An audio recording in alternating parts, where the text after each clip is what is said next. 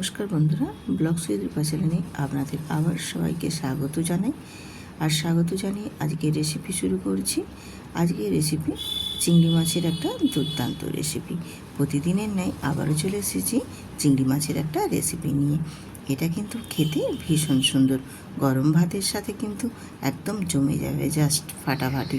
তো তার জন্য পুরো রেসিপিটা দেখো, আশা করছি ভালো লাগবে। আর যদি ভালো লাগে একটি লাইক করে বন্ধুদের সাথে শেয়ার করে একটি সুন্দর করে কমেন্ট করে দিও।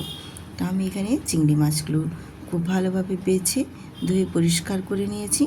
নিয়ে এবার নুন আর হলুদ চিংড়ি মাছের গায়ে লাগিয়ে নেব। তো চিংড়ি মাছের গায়ে নুন হলুদটা খুব ভালো মতো লাগিয়ে নিয়ে একটু রেস্টে রেখে দেবো চিংড়ি মাছগুলো। এরপর আমি চিংড়ি মাছ রান্নাটা করার জন্য যে মশলাটা ব্যবহার করব সেই মশলাটা এখানে রেডি করে নিচ্ছি।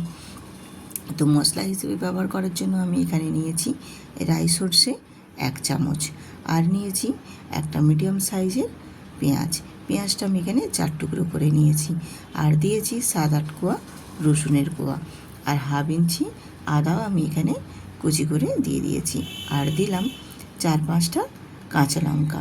ঝালের পরিমাণটা কমানো বাড়ানো যে যার নিজের কাছে। আর দিয়েছি একটা টমেটোটা আমি কিউব করে কেটে নিয়েছি। আর দিয়েছি এখানে নারকোলটা তোমরা দিতেও পারো, নাও দিতে পারো, অপশনাল। দিয়ে আমি মশলাটা রেডি করে নিলাম। তো মশলাটা এদিকে রেডি হয়ে গেছে। এপাশে আমি চলে এসেছি একদম গ্যাসটা অন করে দিয়ে পরিমাণ মতো তেলও দিয়ে দিয়েছি।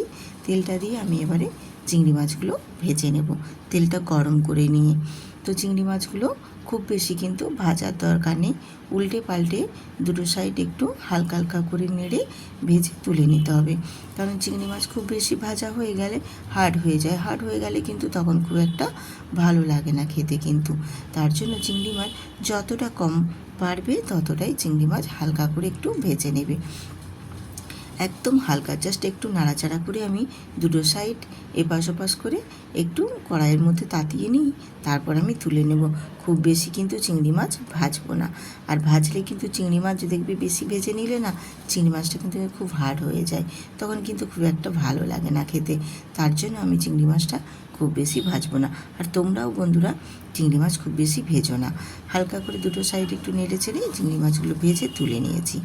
এবারে ওই তেলের মধ্যেই আমি যে মশলাটা পেস্ট বানিয়েছিলাম সেই মশলাটা দিয়ে দিলাম এখানে। মশলাটা দিয়ে নাড়াচাড়া করে একটু মশলাটা কষিয়ে নেব, হালকা করে একটু কষিয়ে নেব। তারপর আমি বাকি সমস্ত কিছু এর মধ্যে অ্যাড করে দেব। তো যেহেতু এখানে রাই সর্ষে আছে বা রসুনও আছে, তার জন্য মশলাটা কিন্তু একটু ভালো মতোই কষাতে হবে। এবারে আমি এর মধ্যে অ্যাড করে দেব লবণ, কাশ্মীরি লঙ্কার গুঁড়ো, আর দেব হলুদের গুঁড়ো। দিয়ে মশলাটা আবারও নেড়ে চেড়ে কষিয়ে নেব। যেহেতু এখানে কালো সর্ষে আছে সেক্ষেত্রে নুনটা দিয়ে দিলে আর এখানে কোনো তেতো ভাব লাগবে না। আর যেহেতু রসুন আছে, একটু শুকনো শুকনো করে খুব ভালো মতো না কষালে কী হবে, রসুনের গন্ধ ছাড়বে। তার জন্য একটু শুকনো শুকনো করে কষিয়ে নিলে রসুন, পেঁয়াজ, আদা সবের কাঁচা গন্ধটা বেশ সুন্দরভাবে চলে যাবে। এরপর মশলাটা শুকনো করে একটু কষিয়ে নিয়ে দিয়েছি কয়েক দানা চিনিটা দিলে কিন্তু মশলার সাথে খুব ভালো মতোভাবে মিশে যাবে, আর এই রেসিপির টেস্টটা কিন্তু খুব সুন্দর আসবে। যেহেতু এখানে চিংড়ি মাছ দিয়ে করছি ঠিকই, কিন্তু তার মধ্যেও রান্নার স্বাদটা কিন্তু খুব সুন্দর আসে। এর জন্য একটু কয়েক দানা চিনি দিয়ে দেবে।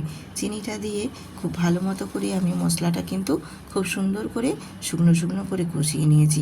মশলাটা যত ভালো কষানো হবে এই রেসিপির স্বাদ কিন্তু ততটাই সুন্দর আসবে। দিয়ে এবার পরিমাণ মতো আমি এখানে জল ব্যবহার করেছি।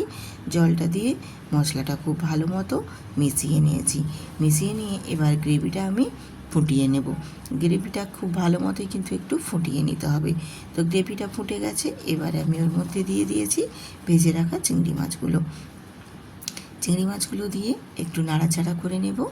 দেখো একটু নাড়াচাড়া করে নিচ্ছি, করে নিয়ে গ্রেভির সাথে একটু মাছগুলো ফুটিয়ে নেব।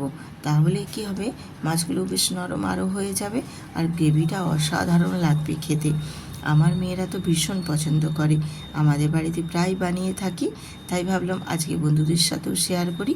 আর আমার মেয়েরা চিংড়ি মাছটা কিন্তু ভীষণ পছন্দ করে, তাই আমাদের বাড়িতে একটু চিংড়ি মাছটা খুব বেশিই হয়।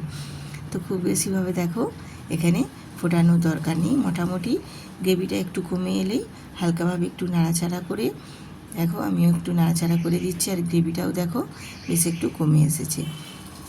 এইরকমভাবে একটু নাড়াচাড়া করে নিলে গ্রেভিটা যত একটু গাঢ় গাঢ় হয়ে যাবে কমে, আর মাছগুলোও বেশ সুন্দরভাবে ফুটে যাবে, কালারটাও বেশ সুন্দর আসবে।